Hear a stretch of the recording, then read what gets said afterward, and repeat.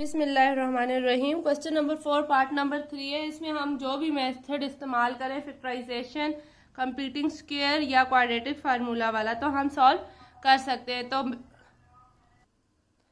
By quadratic formula हम इसे solve करते हैं। क्वाड्रेटिक फार्मूला मैंने लिख लिया है, r is equal to minus B plus minus B का square minus 4ac divided by 2a।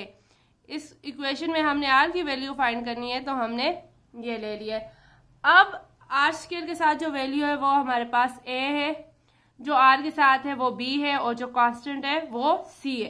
तो अब वैल्यूज लेते हैं। a is equal to 1, b is equal to 4 and c is equal to 1।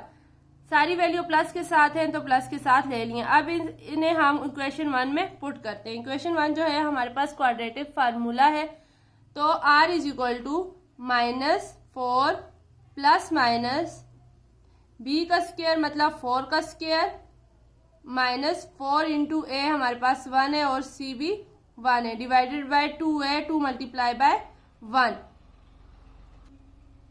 उसके बाद अब इसे आगे सॉल्व करते हैं। r is equal to minus 4 ऐसे ही आ जाएगा, प्लस माइनस 4 4 जार 16, 4 का स्क्वायर 16 माइनस 4 को 1 से मल्टीप्लाई करें तो ये हमारे पास 4 ही आ जाएगा, एंड डिवाइडेड बाय 2 1 जार 2। तो अब r is equal to minus 4 plus minus ये आ जाएगा 12 डिवाइडेड बाय 2। तो 12 को हम ब्रेक डाउन करके लिख सकते हैं, तो ये आ जाएगा r is equal to minus 4 plus minus 4 multiply by 3 का under the root and divided by 2। तो अगर 4 का अंडर रूट हम लें तो 4 का अंडर रूट हमारे पास क्या होता है, 2 होता है, और 3 का अंडर रूट सॉल्व नहीं हो सकता, तो ये ऐसे ही आ जाएगा। r is equal to minus 4 plus minus 2 into 3 का under the root and divided by 2। उसके बाद अब हमारे पास ये आ जाएगा r is equal to 2 common लेते हैं इसमें से, तो ये आ जाएगा माइनस 2 प्लस माइनस 3 का under the root and divided by 2। मतलब ये 2 अगर इन दोनों टर्म से मल्टीप्लाई हो तो ये इक्वेशन दोबारा से बन जाती है। ठीक है, तो ये 2 2 से कैंसिल, तो r is equal to minus 2 plus minus 3 का अंडर द रूट। तो r is equal to minus 2 plus 3 का under root and r is equal to minus 2 minus 3 का अंडर रूट। तो सॉल्यूशन सेट हमारे पास आया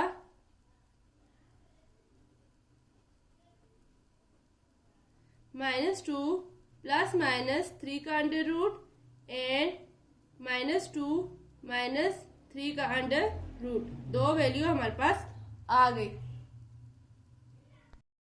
यहाँ पे सिर्फ प्लस आएगा और यहाँ पे माइनस आएगा। क्वेश्चन नंबर 4 का पार्ट नंबर 4 है, लास्ट पार्ट है इस क्वेश्चन का। x into x plus 10 and is equal to 10 into minus 10 and minus x. Solution के बाद इक्वेशन दोबारा से लिख लिया। अब इस x को इस x से साथ मल्टीप्लाई करते हैं और इस x को 10 के साथ मल्टीप्लाई करते हैं, और ये 10 इस 10 से भी मल्टीप्लाई हो जाएगा और इस x से भी मल्टीप्लाई हो जाएगा। तो हमारे पास आ जाएगा x into X X square, basis same है तो पावर्स क्या हो जाएंगी, 8 हो जाएंगी, plus 10x is equal to 10 into 10 100 and plus minus minus, और plus minus minus 10x into 10x आ जाएगा। ठीक है, अब हम इन दोनों वैल्यूज को इक्वेशन की दूसरी तरफ ले जाते हैं। x स्क्वायर प्लस 10x, ये भी प्लस माइनस 10x है ना, इक्वेशन की दूसरी तरफ जाएगा तो ये क्या हो जाएगा, plus 10x plus 100 is equal to 0।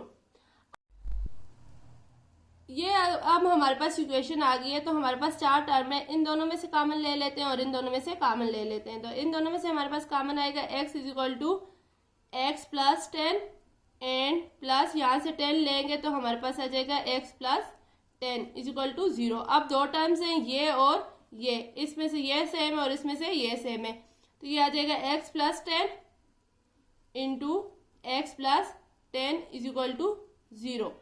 ठीक है, अब x plus 10 is equal to 0 और x plus 10 is equal to 0 ले लेते हैं। x plus 10 is equal to 0 and x plus 10 is equal to 0।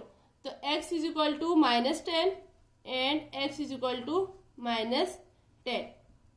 +10 and equation की दूसरी तरफ गया तो ये -10 हो जाएगा। तो सॉल्यूशन सेट हमारे पास आया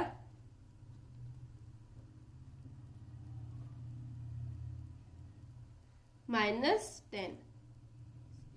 सेट में हम हमेशा वैल्यू अगर सेम रिपीट हो रही हो तो एक बार ही लिखते हैं, तो ये हमारे पास आ गया -10।